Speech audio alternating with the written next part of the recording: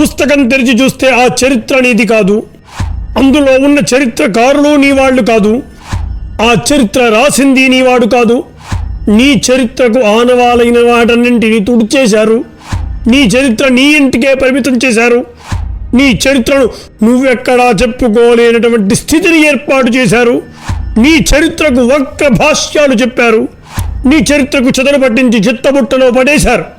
ఇంత జరిగిన పరచరిత్ర కోసమే పాటుపడుతూ మన చరిత్రకు పాడెకడుతూ లక్షలు పోసి పరవిద్యను ప్రసాదంగా భావించి నేటి విద్యార్థులు చదువుకుంటున్నారా లేదా చదువుకుంటున్నారా? చెప్పండి. ఒకసారి ఈ విషయంపై తల్లిదండ్రులు ఆత్మపరిశీలన చేసుకోవలసిన సందర్భం సమయం ఏర్పడింది. ఎందుకో నేను చెప్తాను. విద్యా దదాతి వినయా వినయాద్వాతి పాత్రతాం పాత్రత్వాద్ధనమాప్నోతి ధనాద్దానంతత సుఖం. అంటే విద్య వినయాన్నిస్తుంది, వినయం అర్హతను కలుగజేస్తుంది, అర్హత వలన ధనం లభిస్తుంది. ఆ ధనంలో కొంత దానము చేసి మిగిలిన ధనాన్ని సుఖంగా అనుభవించవచ్చు లేదా పొందవచ్చు అని పై శ్లోకము యొక్క అర్థం. విద్యాభ్యాసం చేయడం వలన వినయం వస్తుంది. వినయం ఎందుకండి? విద్య ఉంటే సరిపోదా? అంటే వినయం లేని విద్య ప్రకాశించదు కదా. మరి వినయంతో కూడిన విద్య ఎంతైనా అవసరం కదా, అవునా? సరే, విద్య నేర్చుకుంటే వినయం వస్తుందా? విద్య లేకుంటే వినయం రాదా? అసలు వినయం అనేది పుట్టుకతో వచ్చే గుణం కదా అండి. విద్యతో ఎందుకు రావాలి? అవును, వినయం అనేది పుట్టుకతో వచ్చే గుణమే. ఆ మంచి గుణం శాశ్వతముగా మనలో నిలిచి ఉండాలంటే మంచి సంస్కారవంతమైన విద్య అవసరం. అలాంటి విద్య వల్ల మనలో ఉండే వినయం శాశ్వతంగా ఉంటుంది. ఒకవేళ మనలో పుట్టుకతో ఆ గుణం లేకపోయినప్పటికీ సంస్కారవంతమైన విద్య వల్ల ఆ వినయం అనే గుణం మనలో పుడుతుంది. కాబట్టి విద్య వినయాన్ని ఇస్తుందని చెప్తారు మన పెద్దలు.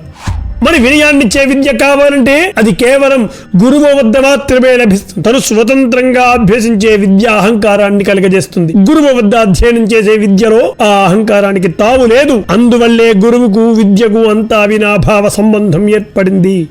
నేటి విద్యా వ్యవస్థలో ఆ వినయం దాగి ఉందా? నేటి విద్యా వ్యవస్థలో గురువు పట్ల ఉండాల్సిన భావనతోనే ఉంటున్నారా? మన దేశంలో మన విద్యా విధానంలో మనకు సంబంధించిన విషయాలు కొంతైనా బోధిస్తున్నారా? మన దేశంలో మన విద్యా విధానంలో పరుల చరిత్ర ఎందుకు? కనీసం బాల్య దశలో అయినా ఇలాంటివి బోధిస్తున్నారా? హిందుత్వానికి సంబంధించిన మూలాలను ఎంతవరకు బోధిస్తున్నారు? అలాగే ఇతర మతాలకు సంబంధించిన వాటిని ఎంతగా బోధిస్తున్నారు? ఇలాంటి విద్యను పైగా మనం కొనుక్కుంటున్నాం. సమాజం ఎక్కడికి పోతుంది? ఎందుకు ఈ రూపాంతరం చెందింది అనే విషయాలను ఈ వీడియోలో నేను ప్రస్తావించబోతున్నాను. నిజంగా చెప్తున్నాను, వీడియో చాలా చాలా చాలా ఉపయోగపడుతుంది. మనం ఏం నష్టపోతున్నామో, ప్రతి హిందువు ఏం నష్టపోతున్నాడో, రాబోయే తరాలు ఏం నష్టపోతున్నాయో తెలియజేసే ప్రయత్నం చేస్తున్నాను. ఈ వీడియోను పూర్తిగా చూడండి.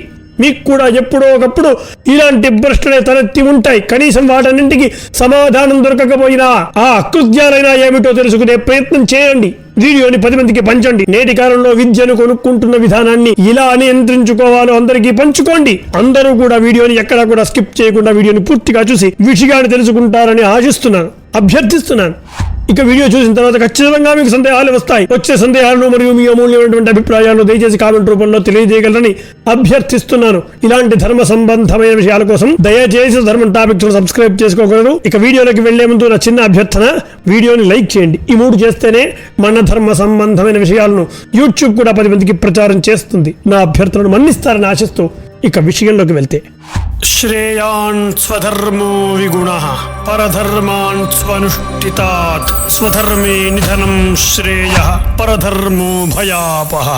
నేను ప్రస్తుత ఆధునిక విద్యను ఏదీ చదువుకోలేదు. కేవలం 4వ తరగతి వరకు మాత్రమే చదువుకున్నాను. ఆ తర్వాత వేద పాఠశాలకు వెళ్లి వేదాధ్యయనం చేశాను. కాబట్టి నిజంగా చెబుతున్నాను, నాకు ఈ విద్యలో, ఈ ఆధునిక విద్యలో ఎలాంటి బోధనాంశాలు ఉంటాయి అన్న విషయం నాకు తెలియదు. కానీ కొంతమంది పిల్లలను కొన్ని విషయాలు అడిగి చూస్తే మాత్రం కనీస పరిజ్ఞానం కూడా వాళ్ళకి తెలియదు, వాళ్ళకి లేదు అని నాకు అనిపించింది. అయితే నేను పూర్తిగా చిన్న పిల్లలను, 1 లేదా 2వ తరగతి పిల్లల్ని కాదు అడిగింది, 10వ తరగతి పిల్లల్ని అడిగినా కొన్ని సమాధానాలను చెప్పలేనటువంటి వైనం నాకు కనబడింది. ప్రస్తుత విద్యా విధానంలో మీకు కూడా కనబడుతుంది. వారు చదువుకుంటున్నటువంటి విద్యలో హైందవ మూలాలకు సంబంధించిన కనీస విషయాలు కూడా వాళ్ళకు తెలియదు. మళ్ళీ ఆ చదువులు నేర్చుకుంటున్నది హిందువులే, ఆ చదువుల్ని బోధిస్తుంది హిందువులే, ఆ చదువులు హిందూ దేశంలో నేర్చుకుంటున్నారు. కానీ హిందూ చరిత్రకు మూలమైన అంశాలు మాత్రం వీరెవరికి తెలియదు. షేమ్. దీన్ని ఏమనాలి మీరే చెప్పండి. మన విద్యా విధానంలో మన స్వదేశ చరిత్ర కంటే పరదేశీయుల భజన ఎక్కువగా ఉంటుంది అని నేను అర్థం చేసుకున్నాను. మీరు అనుకోవచ్చు నేను ఏదో పెద్ద పెద్ద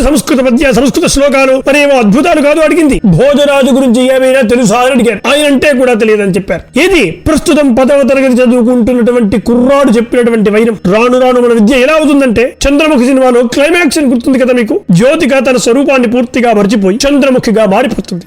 అప్పుడు రజనీకాంత్ గారు ఒక డైలాగ్ అంటారు, పూర్తిగా చంద్రముఖిగా మారిన నీ భార్యను చూడు అని ఒక డైలాగ్ అంటాడు. అది చాలా మందికి తెలిసే ఉంటుంది కదా. అలా పూర్తిగా మన విద్యా విధానం కూడా రూపాంతరం చెందుతుంది అని నాకు అవగతమైంది. అమెరికన్లుగా యూరోపియన్లుగా మారిపోతున్నారు. ఎంతసేపు పరదేశీయుల భజనే. ఉదాహరణకు 8వ తరగతి కుర్రాడికి పొల్యూషన్ పాఠం ఉంటుందండి. ఆ పాఠంలో మన హిందువులకు మూలమైన కుంభమేళలో అనేక మంది సాధువులు వెళ్లి స్నానాలు చేసే ఫోటోను పెద్దగా హైలైట్ చేసి అందులో వేశారు. అది పెద్ద పొల్యూషన్ గా చిత్రీకరించి మన విద్యార్థులకే బోధిస్తున్నారండి. ఇదేం దరిద్రం. వాడి దేశంలో కెమికల్ ఫ్యాక్టరీస్, ఆ కెమికల్ ఫ్యాక్టరీస్ వల్ల వాటి నుంచి వస్తున్నటువంటి వ్యర్థ పదార్థాలను నదిలో కలపడం మాత్రం చూపించరు, అది బోధించరు. ఎంతసేపు హైందవంలో చేస్తున్నటువంటి పనులను వక్ర పాఠాలుగా బోధిస్తున్నారు. 4000 మంది నదులలో స్నానం చేసిన రాని పొల్యూషన్ కేవలం 200 ఇండస్ట్రీల వల్ల వస్తుంది అన్న విషయం మాత్రం బోధించరు. గుర్తుపెట్టుకోండి. ఇలాంటి చదువులను నేడు లక్షలు పోసి కొనుక్కుంటున్నాం, చదువుకుంటున్నాం. మన దేశంలో తాజ్మహల్ గొప్పతనం చెప్తారు కానీ తంజావూరు దేవాలయం గురించో, చిదంబరంలోని రహస్యాల గురించో, 1000 స్తంభాల గొప్పతనం గురించో, కాశీ మహత్రం గురించో, లేపాక్షి వంటి దేవాలయాల నిర్మాణాల గురించో, హంపి రాజ్యాల గురించో, మధుర మీనాక్షి దేవాలయాల గురించో, దాని వెనుక ఉన్నటువంటి రక్తపాతం గురించి చెప్పరు. అందులో ఉన్న మహా దేవాలయాల గురించి చెప్పరు. నిజం చెప్పండి, తాజ్మహల్ కంటే ఇవన్నీ గొప్పమైనటువంటివి కావా? అంతకంటే గొప్పమైనవి ఎన్నో ఉన్నా వాటిని మాత్రం బోధించడం లేదు. ఎందుకు? ఇలాంటి చదువును మనం లక్షల పోసి కొనుక్కుంటున్నాం. ఎంతసేపు ఎడిసన్, న్యూటన్, నాటన్, బోటన్ వీళ్ల భజనే. ఇంతకంటే మహనీయులైన వారి గురించి చెప్పారు. సుశ్రుతు చెప్పినటువంటి ఆయుర్వేద గురించి ఒక చిన్న పారా ఉంటుందట, నాకు తెలియదు. కానీ వాడెవడో పనికి మారిన పెద్ద విదేశీయుల గురించి మాత్రం పేజీల తరబడి ఉంటుందట. ఇది కూడా నాకు తెలియదు, మీరే చెప్పాలి. ఎంతసేపు ఆ గాంధీజీ మహాత్ముడు అని చెప్తూ ఉంటారు, తప్పులేదు. దేవుడితో సమానంగా కొలుస్తుంటారు. ప్రతి తరగతిలో ఖచ్చితంగా ఒక పాఠం ఉంటుందట, తప్పులేదు. కానీ హిందువులకు మూలమైన కొంతమంది, రమణ మహర్షి, ఆదిశంకరాచార్యుల వారు, రామకృష్ణ పరమహంస, స్వామి వివేకానంద, సైరా నరసింహారెడ్డి, రాణా ప్రతాప్, భగత్, లాల్ బహదూర్ శాస్త్రి లేదా మంగళ పాండే, అరబిందో, హెడ్జావర్ ఇలా చెప్పుకుంటూ పోతే ఎందరో మహాత్ములు కదా. వీళ్ళ గురించి అంతగా చూడము. వాళ్ళ గురించి ఎక్కువగా చెప్పేస్తే నిజాలు తెలిసిపోతాయేమో అన్న ఉద్దేశంతో చెప్పరో ఏమో. మరి మీరు చెప్పాలి. సంస్కృతంలోనే విద్యా బోధన చేయాలి అని ఎన్నో సంస్కరణలు చేసి తన రాజ్యం మొత్తం సంస్కృతంలో అగ్రస్థానంలో నిలిపిన మహనీయుడైనటువంటి భోజరాజు గురించి ఎవరికి తెలియదండి. షేమ్. ఆయన స్థానంలో ఉన్నటువంటి కాళిదాసుల వారి గురించి మాత్రం ఏదో 2 పాఠాల్లో చెబుతారట. తెనాలి రామకృష్ణ వారి గురించి చెప్పినా ఆయనకు మూలుడైనటువంటి శ్రీకృష్ణదేవరాయల గురించి అంతగా చెప్పే స్థితి ఉండదు. వీళ్ళ గురించి చెప్పినా అది గుర్తు పెట్టుకునేట్టుగా చెప్పరు. అదే మదర్ తెరీసా గురించి చూడండి, పేజీలకు పేజీల ఉంటుంది పేజీలకు పేజీలు భజనే. ఇలాంటి చదువులను లక్షలు పోసి మనం కొనుక్కుంటున్నాం. ఇక న్యూ సైన్స్ గురించి చెప్తూ దీన్ని న్యూ సెన్స్ చేస్తున్నారని చెప్పవచ్చు. చెస్ లాంటి మేధా సంపత్కరమైన ఆటలు ఇక్కడే పుట్టాయని మాత్రం చెప్పరు. స్వామినాథన్ జీవితంలోని వారి గ్రీన్ రెవల్యూషన్ ఎక్కడో ఒక పేరా మాత్రమే ఉంటుంది. ఇక చరిత్ర విషయానికి వస్తే టిప్పు సుల్తాన్, ఔరంగజేబ్, కులీ కుతుబ్ షా, తానీషా, నిజాం వాళ్ళ గురించి మాత్రమే ఉంటుంది. ఇంకా ఇలాంటి చరిత్రను నాశనం చేసిన వాళ్ళందరినీ చరిత్రకారులుగా వక్ర భాష్యాన్ని చెబుతూ బోధన చేస్తున్నారు. మనకు సంబంధం లేని వాడి చరిత్రలను లక్షలు పోసి మనం చదువును కొంటున్నాం. కానీ మనకు మూలమైన శ్రీకృష్ణదేవరాయలు, భోజరాజు, శివాజీరాజ్ వేద నాగరికత గురించి, వేద సమాజం గురించి, సింధులోయ నాగరికతల గురించి, మగధ వంశాల గురించి, శాతవాహనుడి సామ్రాజ్యం గురించి, మన రాజ్యాల గురించి, అఖండ భారతం గురించి, శంకరుల వంటి మహనీయుల గురించి, వాళ్ళు సంస్కరించిన విధానాల గురించి, వాళ్ళు ప్రవేశపెట్టిన ద్వైత, అద్వైత, విశిష్టాద్వైత సిద్ధాంతాల గురించి ఎక్కడైనా ప్రస్తావిస్తున్నారా? బోధిస్తున్నట్టు మీకెవరికైనా తెలుసా? ఒకవేళ బోధిస్తూ ఉంటే ఎంతగా బోధిస్తున్నారు, ఎంతగా ప్రస్తావించారు? నాకు తెలిసి ఇవేవి చెప్పరండి. ఇలాంటి చదువులను లక్షలు పోసి మనం చదువుకుంటున్నాం. భారతీయ చరిత్రలో ఉన్న ఖగోళ శాస్త్రానికి మూలుడైన వరాహవీరుడు గురించి చెప్పారు. గ్రీకుల గురించి, అక్బరుల గురించి, వారు నేర్పిన ఖగోళ శాస్త్ర విధానాన్ని గురించి మాత్రమే నేర్పుతున్నారు.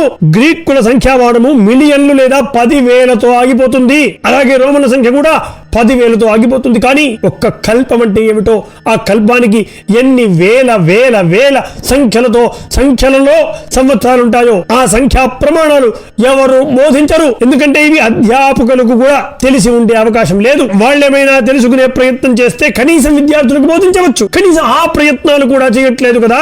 ఇలాంటి చదువును లక్షలు పోసి మనం కొనుక్కుంటున్నాం. అక్బర్ వెన్నులో వణుకు పుట్టించిన హిందూ రాజు, తుది శ్వాస వరకు హిందూ రక్షణ కోసమే పోరాడి వీర మరణం పొందిన యోధుడు రాజహేమచంద్ర విక్రమాదిత్య 350 సంవత్సరాల తరువాత ఢిల్లీ సింహాసనాన్ని ఎక్కిన హిందువుగా మరియు ఢిల్లీని పాలించిన ఆఖరి హిందూ రాజువుగా పరిపాలించిన హేమచంద్ర విక్రమాదిత్య గురించి ఏ తరగతిలోనైనా బోధనాంశాలుగా ఉన్నాయా? ఉంటే ఏ స్థాయిలో ఉన్నాయి? 4వ తరగతి వరకు నాకైతే తెలియదు, నేనైతే చూడలేదు, వినలేదు. ఆపై ఏమైనా తరగతుల్లో ఉన్నాయంటే అక్బర్ గురించి ఎన్ని ఉన్నాయి, అతన్ని ఓడించిన ఇతని గురించి ఎన్ని ఉన్నాయి, ఎన్ని రకాలుగా చెప్తున్నారు మీరు చెప్పండి. ఇలాంటి వాటి కోసమా మనం లక్షలు పోసి ఈ చదువును కొనుక్కుంటున్నాం? మీరు చెప్పండి, యోగా మీద ఒక్క పాఠమైనా ఉంటుందా? నాకు తెలియదు. నేను కొన్ని అవాస్తవాలు కూడా చెప్పవచ్చు, ఎందుకంటే 4వ తరగతి వరకే చదువుకున్నాను. మళ్ళీ చెప్తున్నాను, అక్కడి వరకే చదివాను, ఆపై నేను చదవలేదు. కానీ ఎంతమంది పిల్లలు దీన్ని ఆచరిస్తున్నారు? ఎంతమంది పిల్లలకు యోగాభ్యాసం నేర్పుతున్నారు? ప్రాణాయామం అంటే ఎంతమందికి తెలుసు? ఎవరికి తెలుసు? ఏ పిల్లవాడికైనా తెలుసా? పోనీ ప్రాణాయామం విశిష్టత ఏమిటో అధ్యాపకులకైనా తెలుసా? తెలియదు. ఇండియన్ పాకిస్తాన్ల యుద్ధం గురించి కానీ, ఇందిరాగాంధీ గారు తెచ్చిన ఎమర్జెన్సీ గురించి కానీ, పివి నరసింహారావు గారు తీసుకువచ్చిన సంస్కరణ గురించి కానీ చెప్పరు. రాష్ట్రముల మాతృభాషనే తీసి పక్కకు పడేస్తుంటే ఇంకా ఇప్పుడు వీటి గురించి ఎవడడిగాడండి అని మీరు అనుకోవచ్చు, అవునా? చెప్పండి. దైవం వంటి సంస్కృత భాషను ఇంటికే పరిమితం చేశారు, తల్లి వంటి మాతృభాషను నోటికే పరిమితం చేశారు. అది కూడా మనము తీసుకుంటేనే 3 లేదా 4వ స్థానంలో మాతృభాషలను పెట్టి మాతృభాషలో ఉండాల్సినటువంటి స్థితి ఏర్పడింది. ఇలాంటి చదువులను మనం లక్షలు పోసి కొనుక్కుంటున్నాం. ఇక ఆహారపరమైనటువంటి పాఠాల గురించి తెలుసుకుంటే సిగ్గు వేస్తుంది. చిన్న పిల్లల్ని కూడా నేను చూశాను, నేను ప్రత్యక్షంగా చూశాను. పిజ్జాలు, బర్గర్ల ఫోటోలను చూపిస్తూ మాత్రమే వాటిని నేర్పిస్తున్నారు తప్ప మనకు మూలమైనటువంటి వంటల గురించి కానీ, ఆ పదార్థాల గురించి కానీ తెలియజేసే ప్రయత్నాలు కూడా చేయట్లేదు. ఇంకెందుకండి ఇన్ని లక్షలు పోసి, ఇన్ని డబ్బులు పోసి ఇలాంటి చదువులు కొనుక్కుంటున్నాం? చెప్పండి. గణితంలో ఆర్యభట్టు గురించి ఏదో కొంతవరకు ఉంటుందని విన్నాను, కానీ పనికి మాలినటువంటి అవసరం లేనటువంటి గణితమే ఎక్కువగా ఉంటుందని విన్నాను. మళ్ళీ చెప్తున్నాను, నేను 4వ తరగతి వరకే చదువుకున్నాను, నాకు ఇది తెలియదు. అది కూడా తెలుగు మీడియమే. ఇతర మీడియాల్లో ఎలా ఉంటుందో కూడా తెలియదు. స్టేట్ సిలబస్, సెంట్రల్ సిలబస్ అని ఇలా ఎలా ఉంటాయో కూడా నాకు తెలియదు. అందులో బోధించే గణితం మీకు ఎంతవరకు ఉపయోగపడుతుందో కూడా నాకు తెలియదు. కానీ ఎక్కడైనా వేదిక గణితాన్ని బోధిస్తున్నారు, ఏ తరగతిలోనైనా బోధిస్తున్నారా? ఎంతమందికి సంస్కృత అంకెలు తెలుసు? మరి ఇంకెందుకండి లక్షలు పోసి ఈ చదువును కొనుక్కుంటున్నాం? యథేచ్ఛగా వాడి విద్యను వాడు నేర్చుకుంటున్నాడు. వాడి విద్యను మనలాంటి వారికి నేర్పిస్తూ వాడు వ్యాపారం చేసుకునే డబ్బులు కూడా సంపాదించుకుంటున్నాడు. కానీ పాశ్చాత్య పోకడలతో మనం మన మూలాన్ని విడిచిపెట్టి మన డబ్బును వాడి చేతుల్లో పెట్టి అక్కర్రాని పనికి మాలిన చదువును కొనుక్కుంటున్నాం. ఏం ఉపయోగం దానివల్ల? తెలుగులో వేమన, తెనాలి రామకృష్ణ లేదా అష్టదిగ్గజాల గురించి అక్కడక్కడ ఒక్కొక్క పద్యము నేర్పిస్తారేమో కానీ ఎంతమందికి తెలుగంటే ఏమిటి, తెలుగన్న శబ్దం ఎలా వచ్చింది, తెలుగు యొక్క చరిత్ర ఏమిటి, తెలుగులో నలుగురైనా కావ్యాలు రచించింది, ఇంకా ఎంతమంది మహనీయులున్నారు, వాటి గురించి ఎక్కడా బోధించరే. ఇలాంటి దౌర్భాగ్యమైనటువంటి స్థితిని లక్షలు పోసి మనం కొనుక్కుంటున్నాం. పిల్లలకు కులాలు తప్పు, ఈ కుల వ్యవస్థ అనేది ఉండకూడదు అని బోధిస్తున్నారు. చాలా మంచిది, అద్భుతం. కానీ కులాల పేర్లు చెప్పే కదా సీట్లు అమ్ముకుంటున్నారు, కులాల పేర్లు చెప్పే కదా రిజర్వేషన్లు పొందుతున్నారు. బోధించేది ఒకటి, చేసేది మరొకట. ఇలాంటి వాటిని డబ్బులు పెట్టి లక్షలు పోసి మనం విద్యను కొనుక్కుంటున్నాం. ప్రాచీన విద్యలో గురువుకు మరియు విద్యార్థికి అవినాభావ సంబంధం ఉండేది. విద్యార్థి యొక్క అభివృద్ధిని కోరుతూ గురువు లేదా ఆచార్యుడు ఎంతో ధర్మబద్ధంగా విలువలతో కూడినటువంటి విద్యను నేర్పేవారు. అది కూడా ఉచితంగా నేర్పేవారు. అలా నేర్చుకున్న వాళ్లే గత 40 సంవత్సరాల క్రితం వరకు కూడా ఉన్నారు. అప్పుడు పాశ్చాత్య విద్య అంతగా లేదు కదా, మరి వాళ్ళు ఎలా సక్సెస్ అయ్యారంటారు? ఉత్తమ విద్యాలయాలను ఇప్పుడు మీరు చెప్పుకునే ఉత్తమ విద్యాలయాలను ఎలా బోధిస్తున్నారు, ఎలా పెట్టగలిగారు? ఇప్పుడు అలాంటి విద్యా సంస్థలకు మూలమైనటువంటి వాళ్ళు, చైర్మన్ గా ఉన్నటువంటి వాళ్ళందరూ కూడా ఎప్పుడో 40లో రూపాయి కూడా పెట్టకుండా చదువుకున్న వాళ్ళే కదా. చెప్పండి, ఉత్తమమైనటువంటి విద్యను చెప్పగలిగే సామర్థ్యం ఉండాలి గురువు వద్ద. దాన్ని గ్రహించగలిగిన సామర్థ్యం శిష్యుడి వద్ద లేకపోయినా పెంచి చెప్పగలిగేటువంటి స్థితి గురువు దగ్గర ఉంటుంది. కానీ ఇప్పుడు ఆ సంబంధం ఉందా? గురువులను విద్యార్థులు ర్యాగింగ్ చేసేటువంటి స్థితిని వింటున్నాం. ఇలాంటి విద్యలను మనం లక్షలు పోసి కొనుక్కుంటున్నాం. మన వర్ణాలను కులాలుగా మార్చి, మనలో విభేదాలు సృష్టించి, మన దేశాన్ని విచ్ఛిన్నం చేసి, మన సంస్కృతిని మంట కలిపి మన చరిత్రను తుడిచివేసి మనలో మనకు వైరాలు సృష్టించి మన మూలాలను నాశనం చేసిన ఆంగ్లేయుడి విద్యలను లక్షలు పోసి కొనుక్కునే స్థితి నుండి వెనక్కి తిరిగి రావాలి. ఎన్నో సంస్కరణలతో నూతన విద్యా విధానాన్ని తీసుకుని రావాలి. ప్రస్తుత విద్యా సిలబస్ మారాలి. మీరు ఒక విషయం గుర్తుపెట్టుకోండి, ప్రపంచం నిద్రలేవకముందే ఒంటి మీద కనీసం బట్టలు కూడా లేనటువంటి కాలంలోనే పట్టు చీరలు కట్టి నెత్తిన కిరీటం పెట్టి శోభిల్లిందిరా భారతదేశం. ఇప్పటికీ అలాగే శోభిల్లుతుంది. ప్రపంచానికి ఒక్క అక్షరం ముక్క కూడా రానటువంటి కాలంలోనే అనుగ్రహంగా వేదాలు వల్లించింది. వేద శాస్త్రాలను వేదాంగ పురాణాలు రచించింది నా భారతదేశం. రేపటి రోజును ఏమంటారో కూడా తెలియని ప్రపంచానికి తిథి వార నక్షత్ర యోగ కిరణములతో కూడిన పంచాంగాన్ని మరియు దానికి మూలమైనటువంటి జ్యోతిష శాస్త్రాన్ని రచించి చూపిందిరా భారతదేశం. ప్రపంచం మొత్తం ఆకులు అలుమలు తిరిగేటువంటి కాలంలోనే అమృతం వంటి అన్నాన్ని పండించి వడ్డించి ప్రపంచానికి తిరిగిపెట్టిందిరా నా భారతదేశం. మన దగ్గరికి వచ్చినటువంటి వాస్కోడిగామా లాంటి వాళ్ళు మన సుగంధ ద్రవ్యాలను ఎలా పండించాలో తెలుసుకొని అక్కడికి వెళ్లి పండించి వ్యాపారాన్ని చేసి కోట్లు గడించిన వైనం మనం విన్నాం, చూసాం కదా. ప్రపంచమంతా వీధుల్లో కొట్టుకొని తిరిగేటువంటి కాలంలోనే యుద్ధ నీతులను రచించిందిరా భారతదేశం. మహోత్కృష్టమైనటువంటి యుద్ధాలను చేసి యుద్ధ నీతిని ప్రపంచానికి పరిచయం చేసింది భారతదేశం. ఇంతటి గొప్పదైనటువంటి సంస్కృతిని నేటి కాలం విస్మరిస్తూ సొంతింటి మజ్జిగ కంటే పొరుగింటి కూరే రుచని వెళ్తున్నారు. ఇది ఎంతవరకు సమంజసం మీరు చెప్పండి. నేనేమైనా తప్పుగా మాట్లాడి ఉంటే నన్ను క్షమించండి. విద్యా విధానాన్ని చూసి బాధతో చెప్పాను. ఎందుకంటే ప్రత్యక్షంగా మన విద్యా విధానంపై కొన్ని ఘటనలు చూస్తూ ఉంటే ఏదో కోల్పోయామనేటువంటి భయం కలుగుతుంది. కాబట్టి నేను ఇందులో చెప్పినటువంటి అంశాలు మీకు సరైనవని మీకు అనిపిస్తే, ఇంకా నేనేమైనా మిస్ అయ్యి ఉంటే లేదా తప్పుగా ఏమైనా మాట్లాడి ఉంటే, తప్పుడు సమాచారం ఏదైనా చెప్పి ఉన్నా దయచేసి కామెంట్ రూపంలో తెలియజేయగలని అభ్యర్థిస్తున్నాను. అభ్యంతరం ఏమీ లేదండి. నేను చెప్పిన దాంట్లో సత్యం ఉంటే దాన్ని మన హిందువులకు అందరికీ ప్రచారం చెయ్యండి. కొంతమంది అయినా మారే అవకాశం ఉంటుందని ఆశతో ఈ వీడియోని ఇక్కడితో సమాప్తం చేస్తాను. ఇక వీడియో చూసిన తర్వాత ఖచ్చితంగా మీకు సందేహాలు వస్తాయి. వచ్చే సందేహాలను మరియు మీ అమూల్యమైనటువంటి అభిప్రాయాలను దయచేసి కామెంట్ రూపంలో తెలియజేయగలరని అభ్యర్థిస్తున్నాను. ఇలాంటి ధర్మ సంబంధమైన విషయాల కోసం దయచేసి ధర్మం టాపిక్స్ సబ్స్క్రైబ్ చేసుకోగలరు.